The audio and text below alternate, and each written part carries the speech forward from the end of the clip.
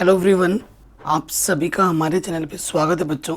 आज के इस वीडियो में हम क्लास 10th की जो सामाजिक विज्ञान है उसके मोस्ट इम्पॉर्टेंट क्वेश्चन लेके आ गए हैं, पूरी बुक के इतिहास के। तो ऐसे ही मैं आपके लिए लाता रहूँगा। अगर आप चाहते हैं कि मैं आप लोगों के लिए इस टाइप की वीडियोज़ लाता रहूँ डेली, तो प्लीज़ इस वीडियो को लाइक करें, उस वीडियो को ज़्यादा से ज़्यादा शेयर करें और डिस्क्रिप्शन ज़रूर चेक कर लेना वीडियो के एंड में। तो चलिए स्टार्ट कर दें। सारे एक टाइप के क्वेश्चन रखे, छोटे बड़े हर टाइप के क्वेश्चन रखे हैं और सारे क्वेश्चन बहुत ज़्यादा इंपॉर्टेंट हैं। पहला क्वेश्चन हमसे क्या बोल रहा है, यंग इटली की स्थापना कब और किसने की? तो बच्चों, यंग इटली की जो स्थापना है ना, मैथ्सिनी ने की थी 1832 ईस्वी में। ठीक है, मैथ्सिनी ने 1832 ईस्वी में यंग इटली की स्थापना की थी। अगला क्वेश्चन है, इटली का राष्ट्रीय एकीकरण कब पूरा हुआ था? तो 20 सितंबर 1870 ईस्वी को इटली का राष्ट्रीय एकीकरण पूरा हुआ था। ये बहुत इंपॉर्टेंट क्वेश्चन है जो कि बार बार पूछे जाते हैं। नेक्स्ट, विलियम प्रथम कौन था?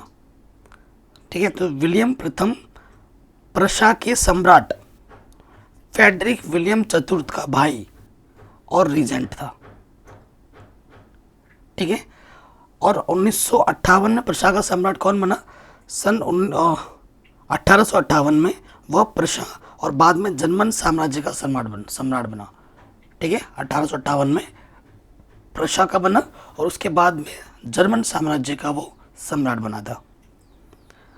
अष्टरेनन कौन था? उसने राष्ट्र की व्याख्या कैसे की? तो अष्टरेनन एक फ्रांसीसी दार्शनिक था। इसने 1882 ईस्वी में सोबोन विश्वविद्यालय में एक व्याख्यान में राष्ट्र के सही अर्थ को स्पष्ट किया कि राष्ट्र जो होता है ना, सम्मान, भाषा, नस्ल, धर्म या क्षेत्र तक सीमित नहीं है। एक राष्ट्र लंबे प्रयासों, त्याग, निष्ठा, चरम बिंदु का एक प्रतीक होता है।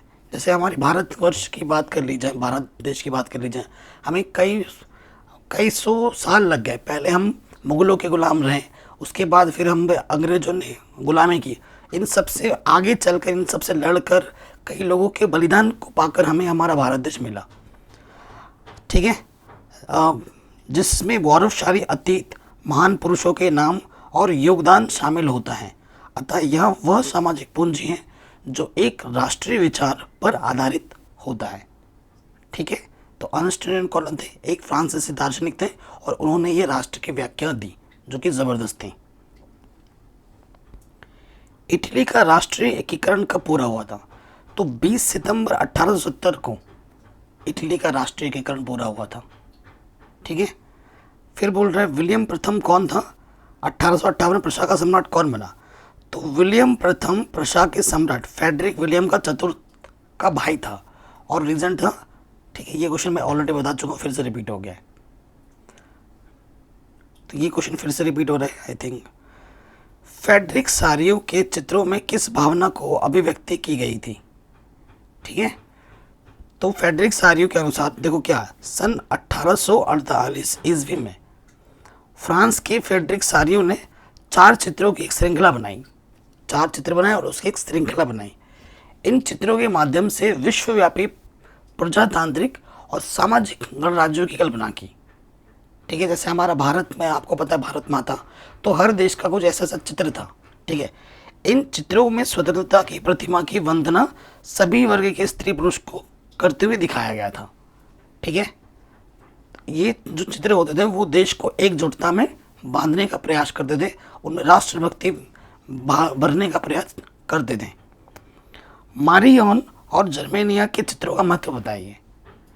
तो जैसे हमारे देश में भारत माता की चित्र होती है ना, वैसे ही मारियन और जर्मेनिया के चित्र राष्ट्र के अमूर्त विचार को मूर्त प्रदान करने का प्रयास था। नारी की छवि राष्ट्र का रूपक बन गई थी। मारियन की प्रतिमाएं फ्रांस में सार्वजनिक चौकों पर लगाई गई ताकि जनता में राष्ट्रीय प्रतीक की स्मृति बनी रहे, और इसी प्रकार जर्मेनिया चित्र के माध्यम से जर्मन राष्ट्र का रूपक बनी। ठीक है, तो मारियन फ्रांस के लिए था और जर्मेनिया जर्मन के लिए था। नेक्स्ट क्वेश्चन है, फ्रांसीसी लोगों के बीच सामूहिक पहचान का भाव पैदा करने के लिए फ्रांसीसी क्रांतिकारियों ने क्या कदम उठाए? ये क्वेश्चन काफ़ी बार पूछा गया है। तो बहुत से कदम उठाए। सबसे पहले चित्रों द्वारा स्वतंत्रता की कल्पना, चित्र बनाकर लोगों के अंदर कल्पना की भावना प्रेरित की गई, जैसे जर्मेन या मारियान। फ्रांसीसी चित्रकारों ने एक ऐसे चित्र बनाए जिनके माध्यम से संसार की कल्पना की जो जनतांत्रिक हो। राष्ट्र की नई परिभाषा दी गई। कुछ दार्शनिकों ने जैसे अर्नेस्ट रेनन ने राष्ट्र के शब्द की नई परिभाषा दी। उनके अनुसार एक राष्ट्र लंबे प्रयासों, त्याग और निष्ठा का चरम बिंदु होता है। ठीक, उसके नेक्स्ट सामूहिक पहचान की भावना। प्रारंभ में फ्रांसीसी क्रांतिकारियों ने ऐसे अनेक कदम उठाए जिससे फ्रांसीसी लोगों में एक सामूहिक पहचान की भावना पैदा हो सकती थी। उसके बाद समानता की भावना। फ्रांस में क्रांति के दौरान नई रचनाएं रची गई, शपथ ली गई, शहीदों का गुणगान हुआ और ये सब राष्ट्र के नाम पर हुआ, जिनसे सब में एकता का भाव पैदा हो सके, सामूहिक पहचान लोगों में बन पाए। ठीक है, और उनको एकजुट होकर आगे बढ़ पाए। नेक्स्ट क्वेश्चन है, कार्बोनरी क्या थी? कार्बोनरी का मैं मतलब बताऊं तो इसका मतलब होता है कोयला जलाने वाले। वास्तव में कार्बोनरी एक गोपनीय समिति का नाम था। ठीक है, मेटरनिक की दमनकारी नीति से असंतुष्ट होकर इटली के देशभक्तों ने अनेक गुप्त समितियों की स्थापना की थी, जिनमें कार्बोनरी नामक समिति सबसे अधिक संगठित और शक्तिशाली थी। इस समिति का जो प्रमुख उद्देश्य था, ऑस्ट्रिया को इटली से निकाल बाहर फेंकना था। तो ये थी कार्बोनरी। ठीक है बच्चों, आगे बढ़ते। उदारवादियों की 1848 के क्रांति का क्या अर्थ लगाया जाता है? उदारवादियों ने राजनीतिक, सामाजिक एवं आर्थिक विचारों को बढ़ावा दिया। तो उदारवादियों ने 1848 ईस्वी की क्रांति का अर्थ लगाया गया राजतंत्र के स्थान पर लोकतंत्र और गणराज्य की स्थापना, गरीबी, बेरोजगारी, भूखमरी से पीड़ित किसान, मजदूर, विद्रोही की मांगों को पूरा करने के लिए सार्वजनिक मताधिकार पर आधारित जनप्रतिनिधि का निर्माण किया गया, सभाओं का निर्माण किया गया और यूरोप में स्वतंत्र राष्ट्र के निर्माण की मांग की ओर आगे बढ़ने लगे। जिनमें क्या था, मताधिकार के प्रयोग से सरकार का चयन, ना महिलाओं को राजनीतिक अधिकार प्रदान करना। लेकिन सभी उदारवादी इस विषय में एकमत नहीं थे। बहुत से देशों में उदारवादी विचारों से प्रभावित होकर बंधुआ मजदूरी समाप्त कर दी गई। ठीक है, पहले क्या होता था, मजदूरों को ले लिया जाता, बंधुआ बना के रखते थे उनको। ठीक है, दासी बनाकर उनसे काम निकाला जाता था। तो उस प्रथा को समाप्त कर दिया गया। किन्हीं दो देशों पर ध्यान केंद्रित करते हुए बताइए कि 19वीं सदी में राष्ट्र किस प्रकार विकसित हुए। तो 19वीं सदी में राष्ट्र विभिन्न तरीकों से विकसित हुए। उदाहरण के दो देशों का देना है ना, तो नंबर 1 इटली, सार्जिनिया, पिडमांट और उनके विभिन्न भागों जैसे ऑस्ट्रिया आदि के शासकों के साथ हुए अनेक युद्धों के बाद उभरा। लेकिन यह केवल कूटनीतिक कौशल से ही संभव हो पाया।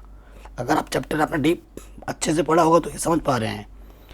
दूसरी ओर ब्रिटेन के खून खराबे का कोई इतिहास नहीं है। वहाँ एक जातीय समूह, अंग्रेजों ने अन्य जातीय समूह पर अपना दबदबा स्थापित किया, एक नया ब्रितानी राष्ट्र बनाया और आंग्ल संस्कृति का प्रचार प्रसार किया। नए ब्रिटेन के प्रतीक चिन्हों, झंडा और राष्ट्रगान को खूब बढ़ावा दिया गया।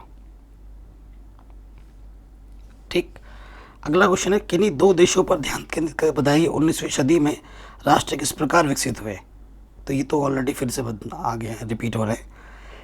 बाल्कन प्रदेशों में राष्ट्रवादी तनाव क्यों पनपा? ठीक है, बाल्कन प्रदेशों में राष्ट्रवादी तनाव पनपने के क्या कारण थे? तो पहला कारण है, बाल्कन प्रदेशों में विभिन्न जातीय समूह निवास करते थे। एक ही जगह पर अलग अलग जातीय समूह के लोग रहते थे।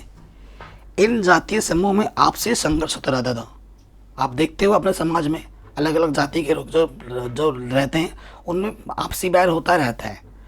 पूरे क्षेत्र पर ऑटोमन साम्राज्य का आधिपत्य था जो अपने पतन के कगार पर था।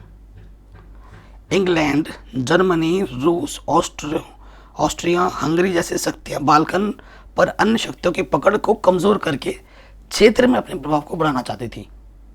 तो इन सभी चीजों के कारण बाल्कन प्रदेशों में राष्ट्रवादी तनाव पनपा। केसरी समाचार पत्र का प्रकाशन किसके द्वारा किया गया? तो बाल गंगाधर तिलक के द्वारा किया गया। पूर्ण स्वराज्य का उद्घोष कब और किस अधिवेशन में किया गया? तो पूर्ण स्वराज्य का जो उद्घोष है वो लाहौर अधिवेशन में 31 दिसंबर 1929 ईस्वी को किया गया था। ठीक है, नेक्स्ट क्वेश्चन है सविनय अवज्ञा आंदोलन कब प्रारंभ किया गया था? तो बच्चों सविनय अवज्ञा आंदोलन गांधी जी ने मार्च 1930 में चलाने का निर्णय लिया था। ठीक है, महात्मा गांधी जी ने 1930 मार्च 1930 में चलाने का निर्णय लिया था। गांधी इरविन समझौता कब हुआ था? तो बच्चों गांधी इरविन समझौता 5 मार्च 1931 में हुआ था। ठीक, नेक्स्ट क्वेश्चन है चौरा चोरी कांड कब हुआ था? तो चौरा चोरी कांड 4 फरवरी 1942 को हुआ था। जलियांवाला कांड पर एक संक्षिप्त टिप्पणी लिखिए। आपको पता होगा जलियांवाला कांड, ठीक है, बहुत ही मर्म घटना है। ठीक है, एक दीवार के अंदर सभी लोगों को गोली से मार दिया गया था। तो देखो क्या था, ये एक एक्ट था रोलेट एक्ट। रोलेट एक्ट के विरोध में, रोलेट एक्ट क्या था, उसके अनुसार किसी पर अगर किसी को शक होता है अंग्रेजों को, वो तो बिना किसी कार्रवाई के उसे मार सकते थे, गोली से जान से मार सकते थे। तो ये रोलेट एक्ट था। तो रोलेट एक्ट के विरोध में पंजाब के अमृतसर जिले की जनता अत्यंत आक्रोशित थी। इस शहर में सैनिक शासन लागू करके नियंत्रण जनरल डायर को दिया गया था। 12 अप्रैल 1919 ईस्वी को नगर में सार्वजनिक सभा पर प्रतिबंध लगा दिए गए, जिसकी पूरी जानकारी जनता को नहीं कराई गई। ठीक है, प्रतिबंध लगाया गया लेकिन बताया नहीं गया। 13 अप्रैल को बैसाखी का त्यौहार था। इस दिन सरकार की नीति का विरोध करने के लिए जलियांवाला बाग में एक सार्वजनिक सभा का आयोजन किया गया। इस शांतिपूर्वक चल रही थी, ठीक है, जो सभा थी वो शांतिपूर्वक ही चल रही थी। तभी जनरल डायर ने 200 देशी और 550 गोरे सिपाहियों को साथ लेकर बाग के एकमात्र दरवाजे को रोक लिया और नियत्ती जनता पर गोलियों की बौछार शुरू कर दी। 10 मिनट तक नियत्ती भीड़ पर गोलियों की बौछार होती रही। इस हत्याकांड में हजारों व्यक्ति मारे गए और असंख्य घायल हुए। इस घटना से भारतीयों में भयंकर असंतोष की लहर दौड़ गई। तो ये जो घटना है इसे कहा जाता है जलियांवाला बाग कांड। ठीक है, हमें व्याख्या करने के लिए पूछा गया प्रथम विश्व युद्ध ने भारत में राष्ट्रीय आंदोलन के विकास में किस प्रकार सहायता की? गांधी जी ने असहयोग आंदोलन वापस क्यों लिया? ठीक है, तो प्रथम विश्व युद्ध के समय भारत में बढ़ते मूल्यों ने जन सामान्य के समक्ष कठिन स्थितियां उत्पन्न कर दी थी। ग्रामीणों को सेना में भर्ती होने के लिए बाध्य किया जा रहा था और उनसे बेगार मतलब बिना पैसा दिए काम करवाया जा रहा था प्रथम विश्व युद्ध के समय पर। ठीक है, क्योंकि हम गुलाम थे। भारत अगर वैसे वो विश्व युद्ध में भाग लेना नहीं चाहता था, लेकिन हम गुलाम थे अंग्रेजों के। तो यहाँ से सैनिकों को जब पकड़ कर गांव के किसानों को, बच्चों को, जवानों को, सबको भेजा जा रहा था।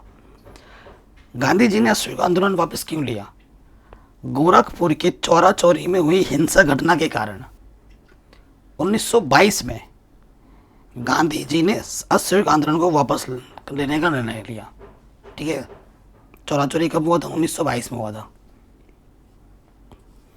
महात्मा गांधी द्वारा सुझाए गए असहयोग आंदोलन के संदर्भ में मुख्य सुझावों का उल्लेख कीजिए। तो महात्मा गांधी ने कहा था कि भारत में ब्रिटिश शासन भारतीयों के सहयोग से ही स्थापित हुआ था। ठीक है, भारतीयों ने ही उनको बढ़ावा दिया, तभी वो आए थे और यह शासन इसी सहयोग के कारण चल पा रहा था। अगर भारत के लोग अपना सहयोग वापस ले लें तो साल भर के भीतर ब्रिटिश शासन समाप्त हो जाएगा और स्वराज्य की स्थापना हो जाएगी। ये गांधी जी का मानना था। ठीक, नमक यात्रा उपनिवेशवाद के खिलाफ प्रतिरोध का एक असरदार प्रतीक थी, स्पष्ट कीजिए। ठीक है, जो नमक यात्रा थी 31 जनवरी 1930 ईस्वी को गांधी जी ने वायसराय इरविन को एक खत लिखा। इस खत में उन्होंने 11 मांगों का उल्लेख किया था। 11 मांग थी उनकी। इनमें से कुछ सामान्य मांग थी, जबकि कुछ मांगे उद्योगपतियों से लेकर किसानों तक विभिन्न वर्गों से जुड़ी हुई थी। गांधी जी ने इन मांगों के माध्यम से समाज के सभी वर्गों को अपने साथ जोड़ना चाहते थे ताकि सभी उनके अभियान में शामिल हो सके, छोटे से लेकर बड़े लोग तक। ठीक है। इनमें से सर्वाधिक प्रमुख मांग नमक कर को समाप्त करने की थी। नमक जो हम खाते हैं ना, उस पर भी टैक्स लगा हुआ था, कर, हिंदी में कर बोलते हैं, तो उसको हटाने की मांग थी। ठीक है। सफलतापूर्वक नमक यात्रा निकालकर गांधी जी ने औपनिवेशिक निकिता सरकार को अपने सत्याग्रह के तरीके से उत्तर दिया। मतलब जो नमक यात्रा थी, उन्होंने एक आंदोलन टाइप किया जिससे वो एकदम, जिसमें मारधाड़ कुछ नहीं, एकदम साफ तरीके से। ठीक है। नमक यात्रा वास्तव में उपनिवेशवाद के विरुद्ध प्रतिरोध का एक सबसे बड़ा प्रतीक थी। ठीक है। तो उनके खिलाफ ये जो करने का ये लाभ मिला हमें। भारत में प्रथम विश्व युद्ध के दौरान उत्पन्न हुई नई आर्थिक और राजनीतिक स्थितियों की व्याख्या कीजिए। जब प्रथम विश्व युद्ध चल रहा था तो भारत में क्या आर्थिक और क्या राजनीतिक स्थितियां उत्पन्न हुई, उसको आपको बताना है। ठीक है। देखो, अगर चीज़ हमें समझ में आता है तो हम उत्तर को बढ़ा चढ़ा कर भी लिख सकते हैं, वो तो अपने पर होता है। ठीक है ना, मेन चीज़ है समझना। तो प्रथम विश्व युद्ध के कारण रक्षा व्यय में भारी वृद्धि हुई। जो रक्षा बजट होता है ना, उसके व्यय मतलब खर्चे में बहुत ज़्यादा वृद्धि हुई। इस खर्चे की भरपाई के लिए ऋण लिए गए, लोगों से पैसे लिए गए और करों में वृद्धि कर दी गई। लोगों से जो टैक्स लिया जाता है ना, उस टैक्स में बहुत बढ़ोतरी कर दी गई। सीमा शुल्क बढ़ा दिया गया। जो सीमा शुल्क होता है ना हर राज्य में, उसको बढ़ा दिया गया। आयकर लागू किया गया, जिसके कारण कीमतें तेजी से बढ़ने लगी, महंगाई बहुत ज़्यादा बढ़ गई। गांवों से सिपाहियों की जबरन भर्ती की गई, जिसमें ग्रामीण क्षेत्रों में व्यापक गुस्सा फैला। ग्रामीण से लोगों को ले जाते थे, जबरदस्ती सेना में भर्ती करते थे। इन सब कारणों से भारतीय एकजुट होने लगे और भारत में राष्ट्रवाद की भावना बढ़ने लगी। जब आप लोगों पे बहुत ज़्यादा जुल्म होगा तो आप कब तक ऐसे झेलते रहोगे? फिर आप लोग एक जगह एकजुट होकर उससे लड़ने की चेष्टा करोगे ना। तो इसी के कारण भारत में राष्ट्रवाद की भावना बढ़ने लगी। बागानी मजदूरों ने स्वराज्य के विचार को किस प्रकार समझा, स्पष्ट कीजिए। तो बागानी मजदूर मतलब विशेषकर असम के बागानी मजदूर, असम राज्य। ठीक है। स्वराज्य का अर्थ अपने ही ढंग से समझा। उनके अनुसार स्वराज्य मिलने पर उनकी सभी कठिनाइयाँ और मुसीबत समाप्त हो जाएंगी। उनमें से कुछ बागान मजदूरों का यह विचार था कि महात्मा गांधी द्वारा लाए स्वराज्य के अंतर्गत उन्हें अपने ही गांव में खेती करने के लिए ज़मीन मिलेगी। कुछ बागान मजदूरों के लिए स्वराज्य से यह आशय था कि उन्हें बागान की चार दीवारी में बंद रखने की प्रथा से मुक्ति मिल जाएगी। ठीक है, इतने ठीक है। और बागान की चार दीवारी से वह जब भी चाहे आ जा सकते हैं। अब वे गांव से रहने वाले संबंधियों से संपर्क स्थापित कर सकेंगे और जब चाहे गांव जाकर उनसे मिल भी सकेंगे। तो ये चीज़ थी उनके मन में। ठीक है। चोरा चोरी घटना क्या थी आपको बताएं। जैसे जलियांवाला घटना है ना, वैसे एक घटना है चोरा चोरी। चोरा चोरी घटना जो हुई थी 4 फरवरी 1922 में हुई थी। ठीक है। चोरा चोरी घटना, चौरा चोरी उत्तर प्रदेश में गोरखपुर के पास एक कस्बा है, जहां 4 फरवरी 1922 को भारतीयों ने ब्रिटिश सरकार की एक पुलिस चौकी को आग लगा दी थी, जिसमें 22 पुलिस कर्मचारी जिंदा जलकर मर गए थे। ठीक है। इस घटना को चौरा चोरी कांड के नाम से जाना जाता है। इसके परिणाम स्वरूप गांधी जी ने कहा था कि हिंसा के कारण असहयोग आंदोलन उपयुक्त नहीं रह गया है। ठीक है। और उसे वापस ले लिया गया था। इस घटना के तुरंत बाद गांधी जी ने असहयोग आंदोलन को समाप्त करने की घोषणा कर दी। बहुत से लोगों को गांधी जी का यह निर्णय उचित नहीं लगा। ठीक है। विशेषकर क्रांतिकारियों ने इसका प्रत्यक्ष या परोक्ष विरोध भी किया। ठीक है। भारतीय अनुबंधित श्रमिक काम के लिए कहाँ जाते थे? तो भारतीय अनुबंधित श्रमिक काम के लिए कैरिबाई द्वीप समूह, जैसे कि वेस्ट इंडीज बोलते हैं ना, Trinidad, Guyana, Suriname, Mauritius, Fiji, Ceylon, यहाँ पर जाते थे, श्रीलंका में। रिंडरपेस्ट क्या है, ये क्वेश्चन बहुत पूछा जाता है। तो रिंडरपेस्ट पशुओं की एक बीमारी है जिसे मवेशी प्लेग भी कहते हैं। प्लेग, मवेशियों वाला प्लेग। ये बीमारी 1890 ईस्वी में के दशक में अफ्रीका में फैली थी।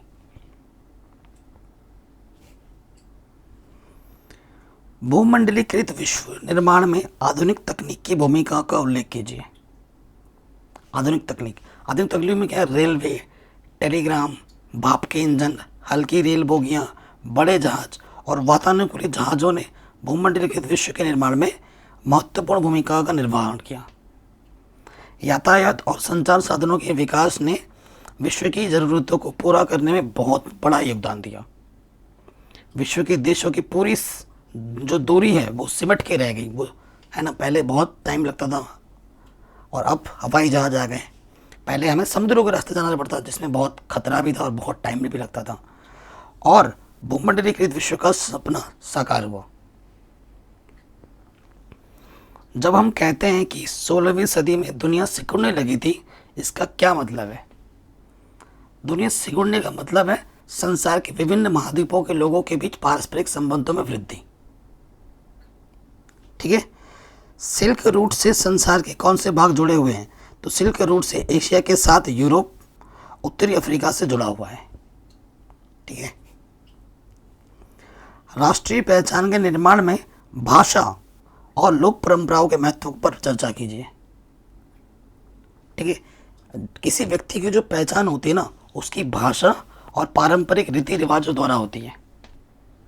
आप मानते हो ना?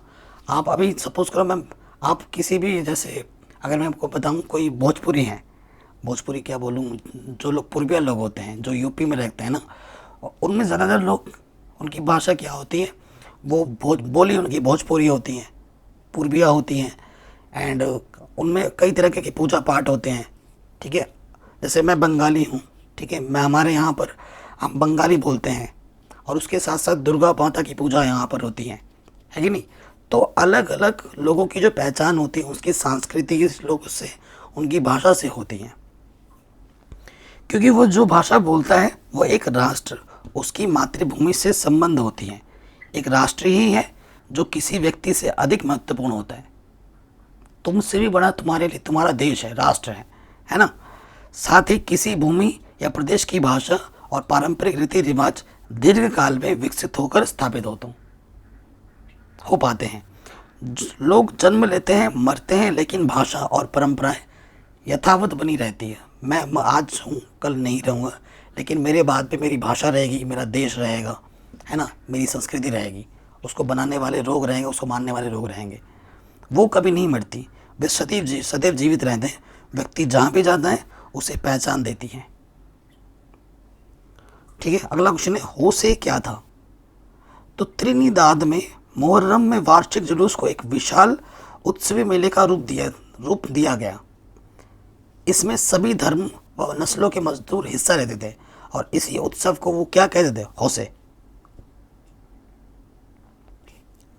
ठीक। संक्षेप में बताइए, दो महायुद्धों के बीच जो आर्थिक परिस्थितियां पैदा हुई उनसे अर्थशास्त्रियों और राजनेताओं ने क्या सबक सीखे? देखो, युद्ध होता है, युद्ध क्या लाता है अपने साथ? सर्वनाश लाता है। तो उससे आपका नुकसान ही होगा, कभी भला नहीं होगा किसी का भी। जो युद्ध कर रहा है और जिस पे कर भी रहा है उसका वो, देखो अगर मैं किसी को मार रहा हूँ तो मेरा भी नुकसान है और उसका भी नुकसान ही है। ठीक है। युद्ध के पश्चात आर्थिक अनुभव बहुत खराब थे। अधिकतर देश नष्ट प्राय हो गए थे और बहुत से शहर नष्ट हो गए थे। अर्थशास्त्रियों और राजनीतिकों ने सबक सीखा कि उन्हें औद्योगिक देशों की आर्थिक स्थिरता को सुनिश्चित करना होगा। साथ ही उनमें संपूर्ण विश्व की परस्पर आर्थिक निर्भरता की समझ भी उत्पन्न हुई। ठीक है। हर देश हर चीज़ नहीं बना सकता, हर देश को किसी चीज़ पर निर्भर रहना पड़ता है। ठीक है। जैसे हमारा देश है भारत, ठीक है, हम पेट्रोल डीजल किसी दूसरे पर निर्भर करते हैं। कोई दूसरा देश है उस पर पानी की कमी, वो किसी और पर निर्भर करता है। तो कोई भी देश सर्वसंपन्न नहीं होता है। ठीक है। अतः उन्होंने एक अंतर्राष्ट्रीय स्वीकृति वाला फेड फ्रम तैयार किया जिसके आधार पर विश्व अर्थव्यवस्था के सुधार हेतु सहमति बनी। अगला क्वेश्चन है, कॉर्न लॉ समाप्त करने के बारे में ब्रिटिश सरकार का फैसला, इस कथन की व्याख्या कीजिए। तो ब्रिटेन में आबादी बढ़ने से खाद्य पदार्थों की मांग बढ़ गई। सरकार बड़े भूस्वामियों के दबाव में थी।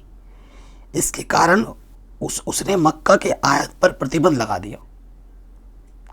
यह प्रतिबंध जिस कानून के अंतर्गत लगाया गया उसे कॉर्न लॉ कहते हैं। मक्का मतलब कॉर्न, ठीक है।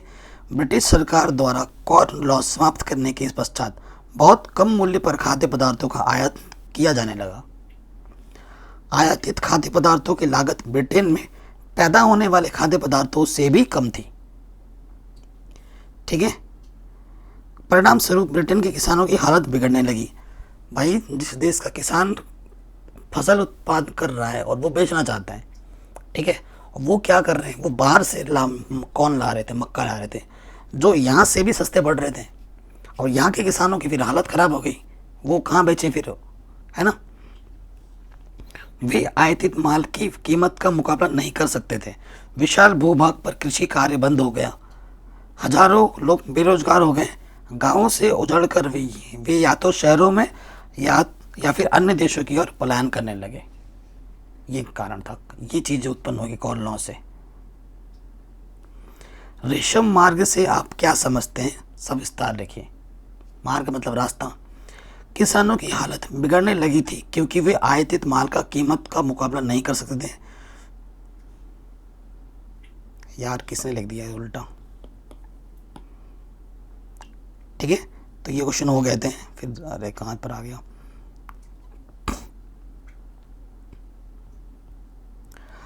औद्योगिक क्रांति सर्वप्रथम कहाँ आरंभ हुई? तो औद्योगिक क्रांति सर्वप्रथम इंग्लैंड में प्रारंभ हुई, ठीक है।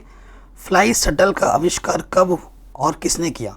फ्लाई शटल का आविष्कार 1738 ईस्वी में जॉन की नामक व्यक्ति ने किया था, ठीक है। सेफ्टी लैम्प किसने बनाया और कब बनाया? ठीक है, तो सेफ्टी लैम्प हम्फ्री डेवी नामक वैज्ञानिक ने 1815 ईस्वी में बनाया। औद्योगिक ध्वनि प्रदूषण से क्या हानियां हैं? तो मानव की सुनने की क्षमता कम होती है। ध्वनि प्रदूषण से शरीर में अनेक रोग उत्पन्न हो जाते हैं। पूर्व औद्योगिकरण से आप क्या समझते हैं? पूर्व औद्योगिकरण का अर्थ है वह समय जब यूरोप और इंग्लैंड बड़े पैमाने पर अंतर्राष्ट्रीय बाजार के लिए माल का उत्पादन करते थे। माल मतलब उसमें कई सारे सामान आ जाते हैं, ठीक है। पूर्व औद्योगिक काल में औद्योगिक बाजार हेतु हाथों से निर्मित उत्पाद बनाए जाते थे। इस समय व्यापारियों का ध्यान गांवों की ओर केंद्रित था और अधिकाधिक उत्पादन गांवों में ही होता था, ठीक है। तो यह है पूर्व औद्योगिकरण। औद्योगिक क्रांति के प्रमुख कारण क्या थे? बहुत बार पूछा गया इस क्वेश्चन को। तो उपनिवेशों की स्थापना पहला कारण था। इसको आप बड़े अपने शब्दों में बना के भी लिख सकते हैं। वस्तुओं की मांग में वृद्धि, सस्ते श्रम की उपलब्धता, पूंजी की सुलभता, विज्ञान का विकास, चालक शक्ति का विकास, ये सभी कारण थे औद्योगिक क्रांति के लिए। औद्योगिक विकास से शहरों पर क्या प्रभाव पड़ा? तो कल कारखानों की स्थापना होने से बड़े बड़े नगरों की संख्या बढ़ने लगी और उनकी जनसंख्या में अत्यधिक वृद्धि हो गई। नगरों का जीवन अस्त व्यस्त एवं अशांत हो गया। वहाँ का सामाजिक जीवन दूषित होने लगा। नगरों में अनेक श्रमिक बस्तियां बनने लगी और चारों ओर श्रमिकों के आंदोलन होने लगे, ठीक है।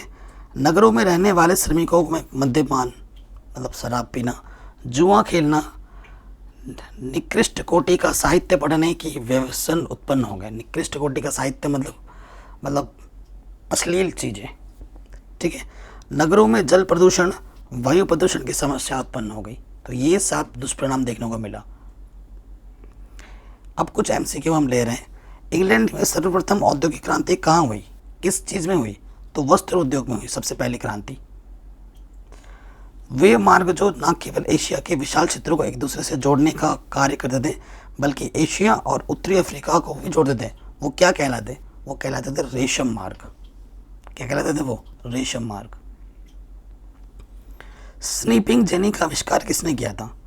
तो जेम्स हर ग्रिब्स ने किया था। 18वीं शताब्दी में विश्व व्यापार का सबसे बड़ा केंद्र क्या था? यूरोप। रिंडरपेस्ट नामक पशुओं की बीमारियां किस महाद्वीप में फैली थी? तो अफ्रीका में फैली थी। महात्मा गांधी दक्षिण अफ्रीका से भारत कब लौटे थे? 1915 में। भारत से विदेशों को जाने वाले अनुबंधित श्रमिक क्या कहलाते हैं? गिरमिटिया। क्या कहलाते थे? गिरमिटिया। कुस्तुनिया की संधि कब हुई थी? तो कुस्तुनिया की संधि सन 1832 ईस्वी में हुई थी। ठीक है। ऑटोमन साम्राज्य से आपका क्या तात्पर्य है? तो ऑटोमन साम्राज्य का मतलब है तुर्की का साम्राज्य। ठीक। और चोरा चोरी कांड कब हुआ था? 1922 में। ठीक है। तो आशा करता हूँ कि जितने भी क्वेश्चन मैंने अभी आपको समझाए वो आपको पसंद आए होंगे, अच्छा लगा होगा। ये तो पार्ट 1 है, ऐसे ही क्वेश्चन मैं लाता रहूँगा आप लोगों के लिए। ठीक है। अगर आप अच्छा लगा इस वीडियो को तो एक लाइक दीजिए। और ये सारे जो अगर इसकी PDF डाउनलोड करना चाहते हैं तो mathematicsanalysis.in पे आपको मिल जाएगा, आप जाके चेकआउट कर सकते हैं। PDF आपको सारी वहाँ मिल जाएंगी। थैंक यू सो मच, अपना ख्याल रखिए और डिस्क्रिप्शन ज़रूर चेक कर लेना। मिलते हैं नए वीडियो में। जय हिंद।